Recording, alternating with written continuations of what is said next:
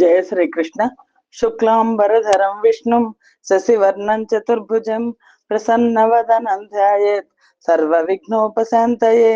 కృష్ణాయ వాసుదేవాయ దేవకీ నందనాయ చ నందగోపకుమారాయ గోవిందాయ నమో నమః. మహాకవి శ్రీ బొమ్మెర పోతనామాత్య ప్రణీత శ్రీ మహాభాగవతం చదువుతున్నాం. దశమ స్కంధం ఉత్తర భాగం ప్రారంభం చేస్తున్నాం. పూర్వ భాగం పూర్తయింది. ఉత్తర భాగం ప్రారంభం చేసేటప్పుడు పోతనామాత్యులు మొట్టమొదట రామచంద్ర స్తుతి చేస్తారు కదా, అలాగే చేశారు. శ్రీకర పరిశోషిత రత్నాకర కమనీయ గుణగణాకర కారుణ్యాకర భీకర శరధారా కంపిత దానవేంద్ర రామ నరేంద్ర. ఓ శ్రీరామచంద్ర, సకల శుభాలను ప్రసాదించేవాడా, మనోహరమైన సమస్త సద్గుణాలకు నిలయమైన వాడా, కరుణాసాగర, రత్నాలకు నిలయడైన సముద్రుణ్ణి కృషింపజేసిన వాడా, భయంకరమైన బాణప్రయోగం చేత రాక్షసేంద్రులను వణికింపజేసిన వాడా, మహానుభావ, నేను ఈ మహాభాగవతం దశమ స్కంధం ఉత్తర భాగాన్ని ప్రారంభిస్తున్నాను. తర్వాత కథను వినండి, అవతరించండి అని చెప్పి దశమ స్కంధం ఉత్తర భాగాన్ని ప్రారంభించారు. పరీక్షణ్ మహారాజుకు సుఖ మహర్షి భాగవత గాథలను తెలియజేస్తున్నారు. నైమిసారణ్యంలో సౌనకాది మహర్షులకు సూత మహాముని భాగవత గాథలను తెలియజేస్తున్నారు. పరీక్షణ్ మహారాజుకు సుఖ మహర్షి చెప్తున్నారు, గొప్పవైన సకల సద్గుణాలతో ప్రకాశిస్తున్న సౌనకాది మహాములను చూసి 18 పురాణాలకు చక్కని వ్యాఖ్యానం చెప్పే సూత మహర్షి చెప్తున్నారు. దశమ స్కంధంలో ఉత్తర భాగం కథ ప్రారంభం అవుతోంది. నిరసన దీక్షని అవలంబించాడు పరీక్షణ్ మహారాజు. భగవంతుని సాన్నిధ్యాన్ని కోరుకుంటున్నాడు. ఆ పరీక్షణ్ మహారాజుకు సుఖ మహర్షి రుక్మిణీదేవి వివాహానంతరం జరిగిన కథను తెలపాల్సిందని కోరుకున్నాడు. దానికి సమ్మతించిన సుఖయోగి ప్రద్యుమ్నుని కథను చెప్పడం మొదలు పెట్టాడు. రుక్మిణి కళ్యాణం పూర్తయింది. అనంతరం భాగవత గాథగా ప్రద్యుమ్న కుమార కథను చెప్తున్నారు సుఖ మహర్షి. తామర సాక్షునంశమున దర్పకుడీశ్వరు కంటి మంటలందామును దగ్ధుడై పిదప దత్పరమేశుని దేహలబ్ధికై వేమరు నిష్ఠ చేసి హరి వీర్యమునం ప్రభవించే రుక్మిణి కామిని గర్భమన్ దసుర ఖండను మారట మూర్తియోయనన్. ఓ పరీక్షణ్ మహారాజా, విష్ణుమూర్తి అంశతో ఆ శ్రీలక్ష్మీనారాయణుల పుత్రుడిగా జన్మించాడు మన్మధుడు. అంతకు ముందర పరమశివుని కంటి మంటకు ఆహుతైపోయాడు, శరీరాన్ని కోల్పోయాడు. శంకరుని కరుణ కోసం అనేక పర్యాయాలు స్తోత్ర పాఠాలతో ఆ పరమేశ్వరుణ్ణి కొలిచాడు. తనకు తిరిగి దేహం ఇవ్వమని ప్రార్థించాడు.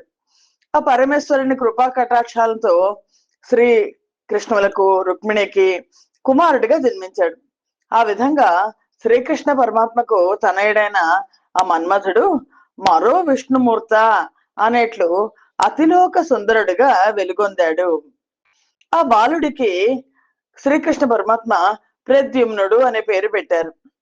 ఆ శిశువు పురిటి గదిలో తల్లైన రుక్మిణీదేవి పొత్తిళ్లలో ఉన్న వేళ శంబరుడు అనే రాక్షసుడు వచ్చి తన మాయాబలంతో ఆ శిశువుని ప్రద్యుమ్నుణ్ణి అపహరించి తీసుకెళ్లిపోయి సముద్రంలో పారేశాడు. ఆ నీళ్లలో దిగబడిపోతున్న శిశువును ఒక పెద్ద చేప మింగేసింది. ప్రద్యుమ్నుణ్ణి ఎందుకని శంబరాసురుడు వచ్చి సముద్రంలో పారేశాడు అంటే, కంసుడు ఎందుకు శ్రీకృష్ణుణ్ణి చంపేయడానికి ప్రయత్నం చేశాడు, పూతనను ఎందుకు పంపించాడు, కేసిని ఎందుకు పంపించాడు, అదే కారణం. శంబరాసురుణ్ణి ప్రద్యుమ్నుడు వధిస్తాడు అని తెలుసుకొని ఆ పుట్టిన శిశువుని చంపేస్తే ఇంకా నాకు మరణం ఉండదు కదా అనుకున్నాడు. అని రుక్మిణీదేవి పాపం పురిటి రోజుల్లో పొత్తిళ్లలో ఉన్న ఆ శిశువుని తీసుకెళ్లిపోయి నీళ్లలో పారేశాడు. నీళ్లలో పారేస్తే ఆ శిశువుని ఒక పెద్ద చేప మింగేసింది. జాలిబడి పారు జలచర జాలంబుల బోవనేక చని రోషాగ్ని జ్వాలలు నిగుడగ నూరక జాలంబులు వైచి పట్టు జాలురులంతన్.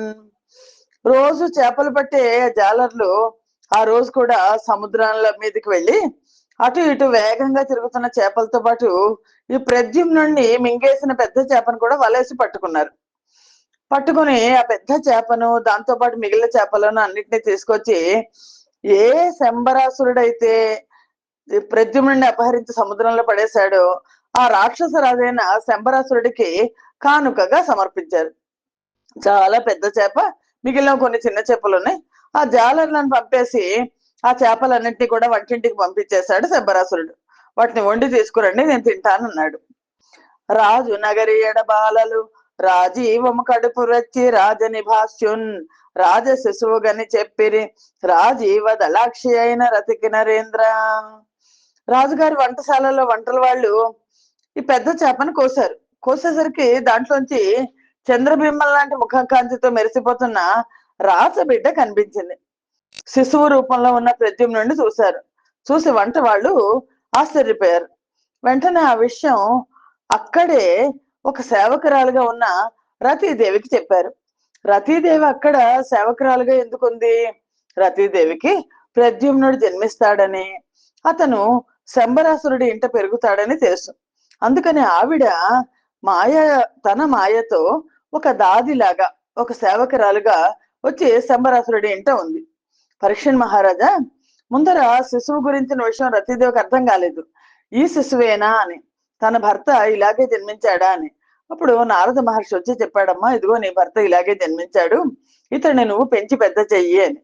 దాంతో నారద మహర్షి చెప్తే జరిగిన విషయం అంతా రతీదేవి గ్రహించి మన్మధుడే ప్రద్యుమ్నుడిగా వచ్చాడు, తన భర్త ప్రద్యుమ్నుడిగా జన్మించాడని, శంబరుని వల్ల సముద్రంలో పడేబడ్డాడని, తర్వాత మళ్ళా చేప చేత మింగివేయబడ్డాడని తెలుసుకుని ఆ రతీదేవి ఆ శిశువుని నేను పెంచి పెద్ద చేసుకుంటాను అని వెళ్ళి శంబరాసురుడిని అడిగింది.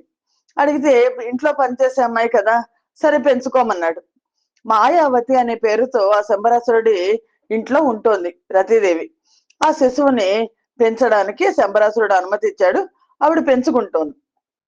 ఆవిడికి తెలుసు ఈ పుట్టిన శిశువు తన భర్త మళ్ళా జన్మించాడు అని. కానీ పుట్టిన శిశువుకి తెలియాలి కదా. ఎప్పుడు మన్మధుడు తన సశరీరుడుగా తన కళ్ళ ముందు నిలబడతాడా అని ఎదురు చూస్తోంది రతీదేవి. మాయావతి అనే పేరుతో శంబరుడి ఇంటిలో ఉంది. పుత్రులు లేని కారణంగా ఈ శిశువుని పెంచుకుంటాను అని, నాకు పిల్లలు లేరు కదా నేను పెంచుకుంటాను అని అనుమతి తీసుకుంది. చక్కగా శిశువును తన దగ్గరే లాలనా పాలనా చూస్తుండటంతో శత్రువు అయినా సరే ప్రద్యుమ్నుడి గురించి శంబరుడికి అనుమానం రాలేదు. ఎందుకంటే తన ఇంట్లోనే పెరుగుతున్నాడు శత్రువు వీడు నాకు అన్న సంగతి తెలియలే. రతి చేత పెంచబడుతున్న ప్రద్యుమ్నుడు శీఘ్ర కాలంలో పెరిగి పెద్దవాడయ్యాడు, యవ్వనవంతుడు అయ్యాడు, మన్మధుడ అన్నట్లు ప్రకాశించాడు. అప్పుడు ఆవిడ రతీదేవి చెప్పాల్సి వచ్చింది, నువ్వు నా భర్తవి అని. సుందరమగు తన రూపము సుందరులొక మారు దేరి చూచిన చాలున్ సౌందర్యమేమి చెప్పను బొందెదమని డాయు బుద్ధి పుట్టించు నృపా. ఆ ప్రద్యుమ్నుని సౌందర్యం వర్ణనాతీతం. అంత అందమైన ప్రద్యుమ్నుని రూపాన్ని సుందరిమలు ఒక్కసారి చూస్తే చాలు ఈ ప్రద్యుమ్నుడే మాకు భర్తగా కావాలి అని కోరుకుంటారు, అతన్నే వివాహం ఆడాలని కోరుకుంటారు, ఇంకెవరి పొందు వద్దని అనుకుంటారు. అంత అందంగా ఉన్నాడు ప్రద్యుమ్నుడు. చక్కని వారలు చక్కదనంబున కుపమింపనెవ్వడు యోగ్యుడయ్యే మిక్కిలి తపమున మెరయు నంబికకునై శంకరునెవ్వడు సగము చేసే బ్రహ్మత్వమును పొంది పరగు విధాతను వాణికై ఎవ్వడు వాడి చెరిచే వేయిడాగుల తోడి వివిధ లోకేశుని మూర్తికి నెవ్వడు మూలమయ్యే మునుల తాలిమికెవ్వడు ముల్లు సూపు మగల మగువలనెవ్వడు మరుల గొలుపు గుసుమ ధనువునెవ్వడు కొను విజయము చిగురు వాలుననెవ్వండు చిక్కుపరచు. ఎవరి ప్రద్యుమ్నుడు? సుందరాంగులు తమ అందచందాలు పోల్చుకోవడానికి ఎవరు సరైన వాళ్ళు అని భావిస్తారో వాళ్ళెవరో కాదు, ఒక్క మన్మధుడే. శివుణ్ణి పతిగా పొందడానికి అఖండ తపస్సు చేస్తున్న పార్వతీదేవి ఆవిడ కోరిక ఫలించడానికి శంకరుణ్ణి మీద బాణం వేసి శంకరుణ్ణి అర్ధనారీశ్వరుణ్ణి చేసిన ఘనుడెవరు? మన్మధుడే కదా. సృష్టికర్తగా బ్రహ్మ జ్ఞానాన్ని పొంది ప్రకాశించిన ఆ బ్రహ్మదేవుణ్ణి సరస్వతీదేవి పైన కలిగిన మోహం చేత చెలింపజేసిన కుసుమబాణుడెవరు? మన్మధుడే కదా. ముల్లోకాలను పరిపాలించే దేవేంద్రుడు 1000 మచ్చలతో నిండిన శరీరం కలవాడుగా రూపొందడానికి మూలకర్త మన్మధుడే కదా. ముని సత్తముల నిగ్రహ శక్తిని పోగొట్టగలవాడు. స్త్రీలకు పురుషుల పట్ల, పురుషులకు స్త్రీల పట్ల కోరికలు కలిగించేవాడు. చెరకు విల్లు నుండి పూల బాణాలను వదిలి జయలక్ష్మిని స్వీకరించేవాడు. వారు వీరు అనకుండా తన చిగురు కత్తితో అందరినీ వేధించి మరులు కొలిపేవాడు మన్మధుడే కదా. ఆ మన్మధుడు ఇప్పుడు ప్రద్యుమ్నుడిగా జన్మించాడు, పెరుగుతున్నాడు.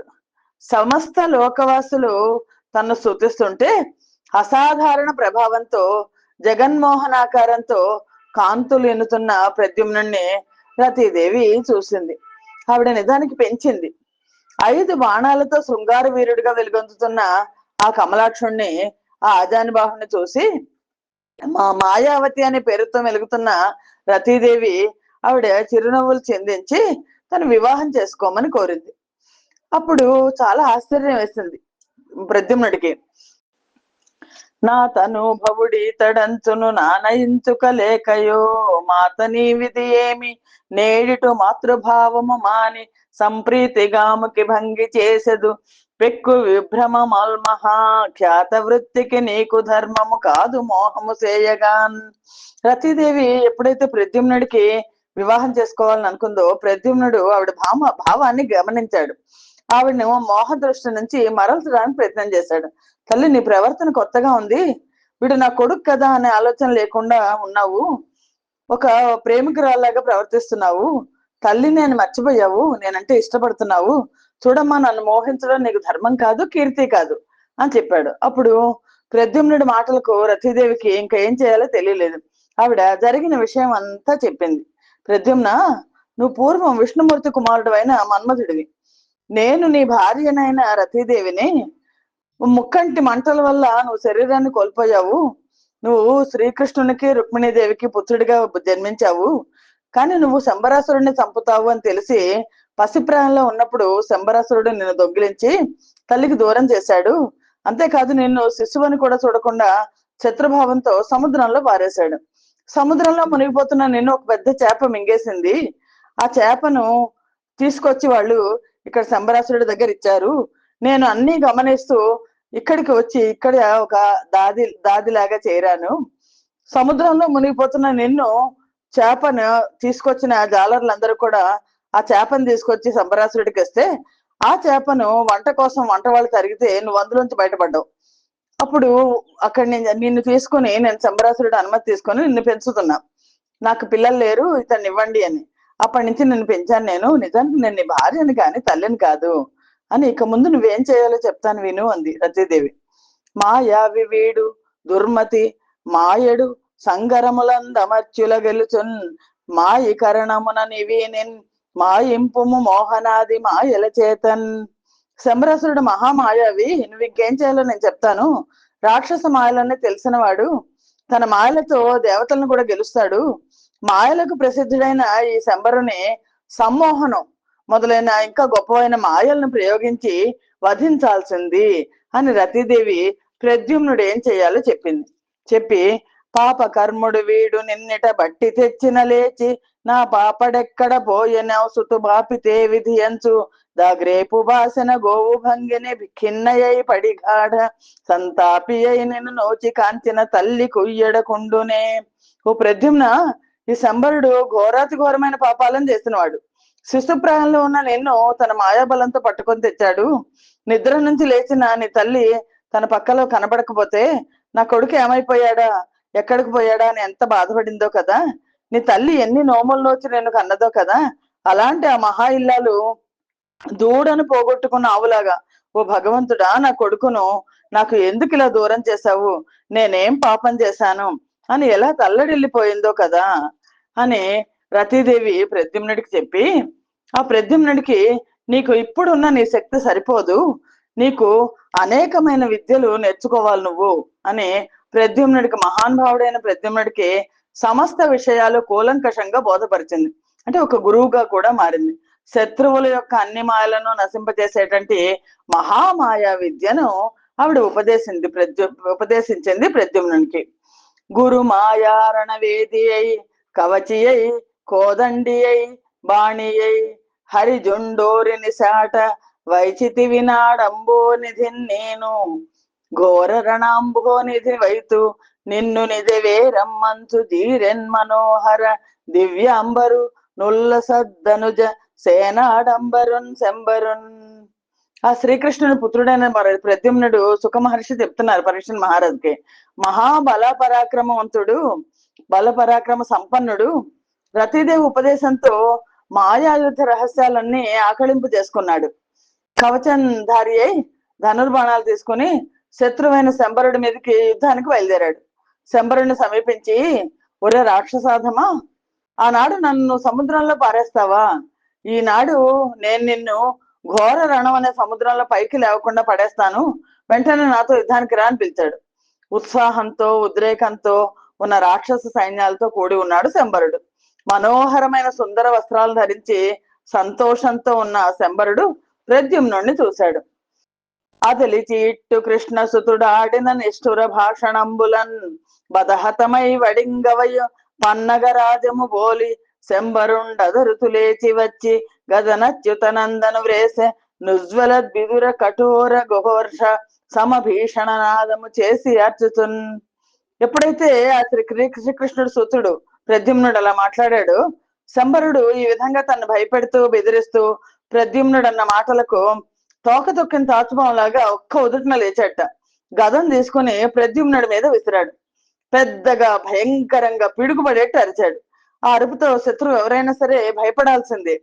ధనుజేంద్రుడు వేసిన గద తన గద చేబాయ నడిచి ధనుజులు బెదరన్ ధనుజంత కొని కుమారుడు ధనుజేసుని మీద నార్చి తన గద వైచెన్.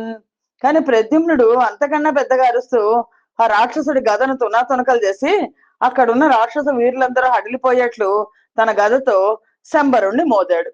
దాంతో శంబరాసుడికి రోషం పెరిగింది. పూర్వం మయాసురుడు తనకు నేర్పించిన రాక్షస మాయలన్నీ ఆశ్రయించాడు. ఒక్కసారిగా ఆకాశం మీదకి ఎగిరాడు. ప్రద్యుమ్నుడిపై బాణవర్షం కురిపించాడు. మహావీరుడైన ఆ శ్రీకృష్ణుని పుత్రుడు ప్రద్యుమ్నుడు ఆ బాణ పరంపరకు ఏమాత్రం బాధపడలేదు, ఏమాత్రం చెల్లించలేదు. యుద్ధం ఆశ్చర్యంతో శంబరుడి సర్వ మాయలను హరింపజేసి సాత్విక మాయను ప్రయోగించి రాక్షసుడు కురిపించిన బాణవర్షాన్ని నిమిషంలో ఆపేశాడు. శంబరుడు కూడా ఊరుకోలేదు. మళ్ళీ అనేక మాయలు పన్ని ప్రద్యుమ్నుని నొప్పించాడు. శంబరుడు ప్రయోగించిన భుజక గుహ్యక పిశాచ మాయలన్నీ కూడా తొలగిపోయేట్టు ప్రద్యుమ్నుడు మాయారణ కౌశలాన్ని ప్రదర్శించాడు.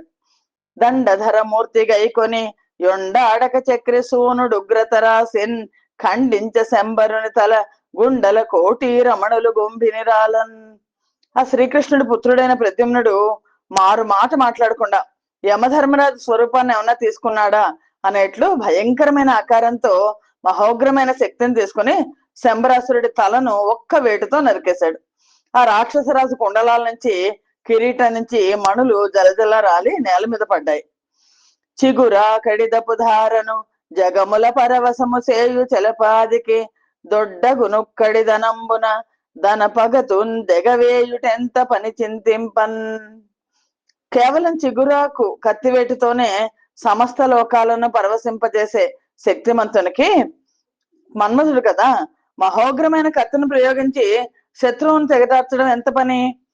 బెగడుచునుండగ శంబరు దెగడుచు భూవింటి జోదు ధీర గుణంబుల్ పొగడుచు గురిసిరి ముదమున నెగడుచు కుసుమముల ముసురు నిర్జరులదిపా. ఇంతకాలం తమను కష్టాల పాలు చేసిన శంబరాసురుణ్ణి నిందిస్తూ మన్మధుని ధీర వీర గుణాలను ప్రశంసిస్తూ నింగిలో ఉన్న దేవతలందరూ ప్రద్యుమ్నుడిపై పూల వర్షం కురిపించారు. వాళ్ళ సంతోషానికి అవధులే లేవు. ఆ విధంగా శంబరాసురుణ్ణి సంహరించి మహోత్సాహంతో పొంగిపోతున్న ప్రద్యుమ్నుడిని సమీపించింది రతీదేవి. తన నాథుడైన ప్రద్యుమ్నుడితో పాటు ఆకాశ మార్గంలో ప్రయాణించి ద్వారకా నగరం పై భాగం వద్దకు వచ్చింది. ఇంకా ఆవిడ పని ఏంటంటే ప్రద్యుమ్నుడిని తల్లి దగ్గర చేర్చాలి. మెరుగు దిగె తోడి మేఘంబు కైవడి యువిధ తోడమింటి నుండి కదలి ఎరుగు దెంచె మదనుడు అంగనా జనములు మెలగుచున్నలోని మేడకడకు. ప్రద్యుమ్నుడు రతీదేవి ఇద్దరు వచ్చేసారు. ద్వారకా నగరం పై భాగాన్ని నిలిచిన రతి ప్రద్యుమ్నులు మెరుపు తీగతో కూడిన మేఘంలా ఉన్నారు. ఆ స్త్రీజనం మెలుగుతున్న అంతఃపురం దగ్గరకు వచ్చి ఆకాశం నుంచి కదిలి కిందికి వచ్చి అంతఃపురంలో దిగారు. జలదశ్యాము బ్రలంబ బాహుయుగళున్ చంద్రాననున్ నీల సంకుల వక్రాలకు బీతవాసు ఘనవక్షున్ సింహమధ్యున్ మహోత్పల పత్రేక్షణు మందహాస లలితం మంచాయుధున్ నీరజాక్షులు దారే మరుపాట చూచి హరియంతుడాగిరయ్యయ్యడన్. ఆ నీలమేఘ శ్యామం కలిగిన వాణ్ణి, నీలమేఘ శ్యాముడు ప్రద్యుమ్నుడు కూడా, ఆజాను బాహువులతో ఒప్పుతున్న వాణ్ణి, చంద్రబింబం లాంటి ముఖం కలవాణ్ణి, నల్లని ముంగుర్లతో శోభిల్లుతున్న వాణ్ణి, పసుపుని పట్టు వస్త్రాన్ని ధరించిన వాణ్ణి, ఘనమైన వక్షస్థలం కలవాణ్ణి, సింహం నడుము లాంటి సన్న నడుము గలవాణ్ణి, నల్ల కలువరేకుల్లాంటి కన్నులు కలవాణ్ణి, చిరునవ్వులు చెందిస్తూ జగదేక సుందరుడిగా ప్రకాశిస్తున్న మన్మథుడిని చూశారు అందరూ. ఆ మారు రూపుడైన ప్రద్యుమ్నుడిని చూశారు అంతఃపుర కాంతలు. ఒకసారి చూసి గబుక్కున శ్రీకృష్ణ పరమాత్మ అనుకున్నారు. కాంతలందరూ అమరపాటు చెంది ప్రద్యుమ్నుడిని శ్రీకృష్ణుడు అనుకుని మూల మూలలకి వెళ్ళి దాక్కున్నారు ముందరు. కొందరు హరియగునందురు, కొందరు చిహ్నములు కొన్ని కొన్ని హరికి లేవందురు, మెల్లన తెలియద మందురు మరుజూచి కొందర బలలుగుములై. మన్మథుడిని చూసిన మగోళ్ళలో కొంతమంది ఇతను కృష్ణుడే సుమా అనుకున్నారట. మరి కొంతమంది ఆ సుందరాకారిని తేరిపార చూసి ఇతనిలో చిహ్నాలు కృష్ణుడిలో లేవు అని తీర్మానించారు. ఇంకొంతమంది మెల్లగా తెలుసుకుందాంలే అనుకున్నారు. ఆ విధంగా అక్కడ ఉన్న అబలందరూ గుంపులు గుంపులుగా చేరి ప్రద్యుమ్నుడి గురించి తలో విధంగా తలపోస్తున్నారు, ఇతను కృష్ణుడా కాదా అని అనుకుంటూ. హరి అని వెనుచని పిదపన్ హరిబోలెడువాడు గాని హరిగాడనచున్ హరి మధ్యలల్లనల్లన హరి నందనుడాయ వచ్చి రాశ్చర్యమునన్. ఇతగాడు కృష్ణుడే అని ప్రద్యుమ్నుడు వెనక్గా వెళ్ళి చక్కగా పరిశీలించి శ్రీకృష్ణుడిలా ఉన్నాడు కానీ శ్రీకృష్ణుడు కాదు అని నిర్ణయం చేసుకున్నారు. సింహం నడుము వంటి నడుములు గల ఆ సుందరిమణులందరూ హరినందండి అయిన ప్రద్యుమ్నుడిని చూడాలనే ఆసక్తితో అతను సమీపించి ఆ మన్మథాకారుణ్ణి ఆశ్చర్యంతో చూడసాగారు. అన్నులు సేరవచ్చి మరునందరు చూడగా దాను వచ్చి సంపన్న గుణాభిరామ హరి పట్టపు దేవి విదర్భ పుత్రి క్రేగన్నుల నా కుమార కొని కైవడి నేర్పడ జూచి బోటితో జన్నులు సేపనిట్లని సంభ్రమ దైన్యములుల్లసిల్లగన్. ఎవరో ఒకతను వచ్చాడు, అచ్చు కృష్ణుడిలా ఉన్నాడు, అతని భార్య కూడా పక్కనే ఉంది అని చూసి అని అందరూ చెప్పుకుంటుంటే ఈ సంగతి రుక్మిణీదేవి కూడా తెలిసింది. అంతఃపురంలో ఉన్న స్త్రీ జనం అంతా ప్రద్యుమ్నుడిని చూడడానికి వెళ్తున్నారు. ఆ వెళ్తున్నారన్న విషయం తెలుసుకుని పట్టపు దేవేరి రుక్మిణీదేవి ఆ విదర్భ రాజపుత్రి సకల సద్గుణ సంపన్నురాలు రుక్మిణీదేవి కూడా ఆ సుందరుణ్ణి చూడడానికి వెళ్ళింది. ఆ సుందరుణ్ణి ప్రద్యుమ్నుడిని చూసి ఆ కుమారుని తీరు తెన్నులను పోలికలను అందచందాలను క్రీగంటితో చూసింది. రుక్మిణీదేవి ప్రద్యుమ్నుడిని చూడంగానే ఆవిడ పాలను స్రవించేయట. అర్థం చేసుకోవడానికి ఒక్క నిమిషం తొట్టుపాటు పడింది, ఇదేంటి అని. మరు నిమిషం చాలా దుఃఖం వచ్చింది ఆవిడకి. నా కుమారుడు ఉంటే ఈ వయసు ఇవాడు అయ్యి ఉండేవాడు కదా అని. అది పక్కనే ఉన్న చిలికెత్తతో తన మనోభావాన్ని తెలియజేసింది. ఈ కంజేక్షణు డి కుమార తిలకుండి ఇందు బింబానను డి కంఠీరవ మధ్యు డిచ్చటికి నేడెందుండి ఏ తెంచెను ఈ కళ్యాణుని గన్న భాగ్యవతి మున్నే నోములన్నోచెను ఏ కాంతామణి ఎందు వీని కనెను ఏ కాంతుడి కాంతునిన్. సఖి రుక్మిణీదేవి తన చెలికత్తతో చెప్తోంది. ఆవిడికి ప్రద్యుమ్నుడిని చూడంగానే అందరూ వచ్చి చూస్తున్నారు. ప్రద్యుమ్నుడిని చూడగానే ఆ మాతృభావం పొంగిపోయింది ఆవిడికి. సఖి, తామర రేకుల్లాంటి కన్నులు గల ఈ సుకుమార కుమారుడు, చంద్రబింబం లాంటి ముఖ సౌందర్యం కలవాడు, సింహం నడుము వంటి నడుము గల అందగాడు ఎక్కడి నుంచి ఇక్కడికి వచ్చాడు కదా. శుభాకారుడైన ఈ కుమారుని కన్నా అదృష్టవంతురాలు. మునుపు ఏ ఏ నోములు నోచుందో కదా. ఏ కాంతుడు ఈ మనోహరాకారుణ్ణి ఏ కాంతయందు పుత్రిగగా కన్నాడు కదా. ఆళి నా తొలుచూలు పాపనికి బోర్కాడించినే సూతిక శాల మధ్య విశాల తల్పగతనై చన్నెచ్చి నిద్రింప నా బాలున్నాచను బాలకుంజరిచి ఏ పాపాత్ములే త్రోవ మున్నే లీలంగుని పోయిరో శిశుదానే తల్లి రక్షించెను. సఖి, నా తొలిచూలు బిడ్డడు చక్కగా స్నానం చేయించి పాలిచ్చి నిద్రపుచ్చాను. ప్రసూతిశాల మధ్య భాగంలో సువిశాలమైన పాన్పు మీద కొడుకుతో సహా నేను కూడా నిద్రపోయాను. ఆ సమయంలో నా పాలు తాగే శిశువైన నా కుమారుణ్ణి, ప్రద్యుమ్న కుమారుణ్ణి ఏ పాపాత్మలో నా నుంచి వేరు చేసేశారు, ఎక్కడికో ఎత్తుకెళ్ళిపోయారు. వాళ్ళు ఏ విధంగా నా పసికోనని తీసుకుపోయారో నాకు తెలీదు. ఆ పసివాడిని ఏ తల్లి రక్షించిందో అని కొడుకడు నా పొదుగంటిలో జడిపోయిన నాట నుండి చెలియ తెలియంబడదే వార్తయు నతడే వడుపున నెచ్చోట నిలిచి వర్తించెడిను. ఓ చెలి, నా కొడుకు పాలు తాగే ప్రాయంలోనే నా నుంచి దూరం అయిపోయాడు. అప్పటి నుంచి ఇప్పటిదాకా నా బాలుడి వార్త నాకు తెలియలేదు. ఎక్కడున్నాడో, ఏ విధంగా ఉన్నాడో, ఏం చేస్తున్నాడో. ఇందాక వాడు బ్రతికిన సందేహము లేదు. దేహ చాతుర్య వయ సౌందర్యంబుల లోకులు వందింపగా నితని ఎంత వాడకు జుమ్మే. వాడు మనసులో బయటపెట్టిన చెలియా, ఒకవేళ నా కొడుకు కనుక ఇప్పటిదాకా రక్షించబడి బతికుంటే ఇదిగో ఈ మోహనాకారుడు అంతటి వాడు అయ్యేవాడు, సందేహం లేదు.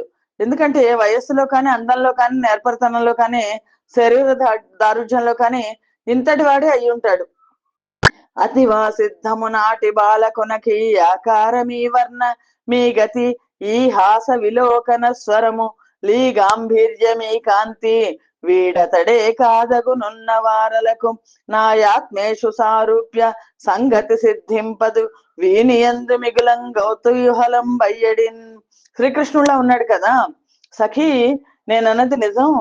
ఆనాడు నాకు ఉదయించిన బాలుల్లో ఇదే రూపం, ఇదే రంగు, ఈ రకమైన చూపులు, ఇదే స్వరం, ఇదే విధంగా ఆయన చిరునవ్వు, ఈ గాంభీర్య గుణం, ఈ ముఖ కాంతి అన్ని ఇతనిలో ఉన్నట్లే ఉండేవి. ఆ పసిపిల్లాడిని గుర్తు తెచ్చుకుంటోంది ఆవిడ. ఈ పురుషుడు నా కుమారుడు అయి ఉంటాడు. కాకపోతే నా భర్త రూపురేఖలు, సారూప్య గుణాలు ఈ యువకంలో ఎందుకు కనవస్తాయి? వేరే వాళ్ళే ఈ పోలికలు ఉండవు కదా. ఇతని చరిత్ర తెలుసుకోవాలని నాకు ఎంతో కుతూహలంగా ఉంది. పొదలెడి ముదమున జిత్తము గదలెడి నా ఎడమ మోపు కన్నుల వెంటం బొదలెడిన ఆనందాశ్రులు మెదలెడి బాలిండ్ల పాలు మేలయ్యడినో. ఓ చెలి, ఈ యువకుడిని చూస్తుంటే నా మనసులో ఎక్కడలేని సంతోషం వచ్చేస్తోంది. పైగా శుభసూచకంగా ఎడం భుజం అదురుతోంది నాకు. అంతేకాదు నా కళ్ళ నుండి ఆనందాశ్రువులు వస్తున్నాయి, నా పాలిండ్ల నుంచి పాలు కారుతున్నాయి అని ఆ విధంగా ఆలోచించి ఆలోచించి మనస్సు ఊగిసలాడిపోతోంది రుక్మిణీదేవి.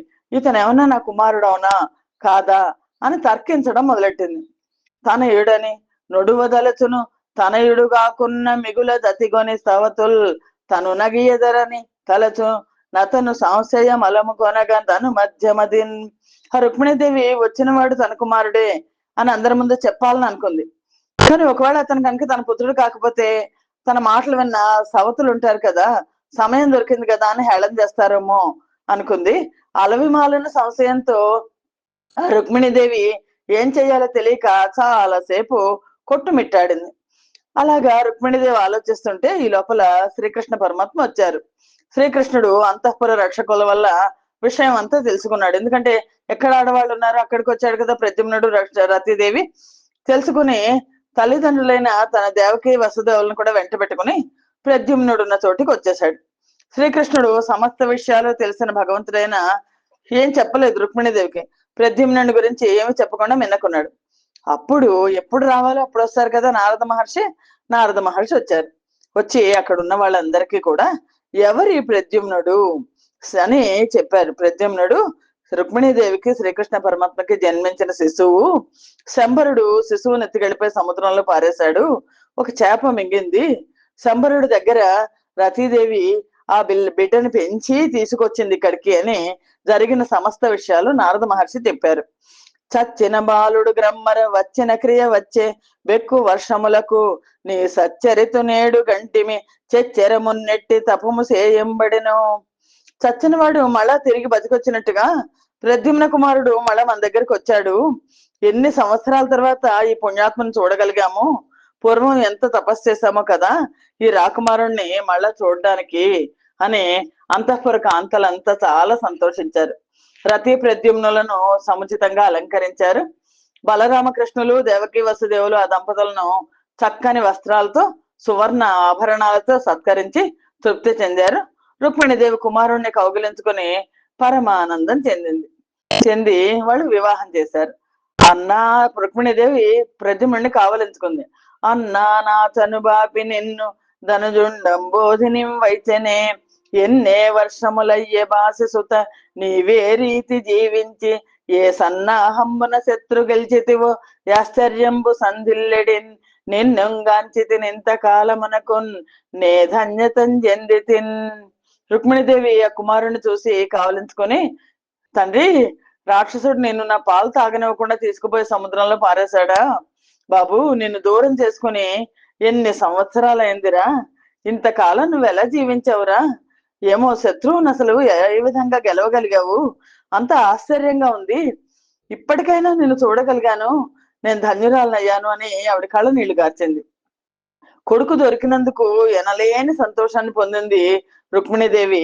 కోడలైన రతీదేవి సుగుణాలను పొగిడింది. వారిద్దరితో ఆనంద సాగరంలో ఓలలాడింది. ద్వారకా నగరంలోని ప్రజలందరూ ప్రద్యుమ్నుని రాక విని ఉప్పొంగిపోయారు. సిరి పెనిమిటి పుత్రకుడగు మరుగని హరి చూచినట్ల మాతలు తమలో గరగుదురట పరకాంతలు మరుగని మోహాంధకార మగ్నులు కారే. ఆ ప్రద్యుమ్నుని మాతలందరూ ఆ విష్ణుదేవుని పుత్రుడైన మన్మధుని అవతార రూపుడైన ప్రద్యుమ్నుని చూసి ఆ శ్రీకృష్ణుని చూసినట్లుగానే భావించి తమ మనస్సుల్లో కరిగిపోతుంటారట. అలాంటిది ఆ మన్మధుడిని చూసి పరకాంతలు మోహంతో అంధకాంతలు అయిపోవడంలో ఆశ్చర్యం ఏముంది అని సుఖ మహర్షి పరీక్షణ మహారాజుకు చెప్పారు.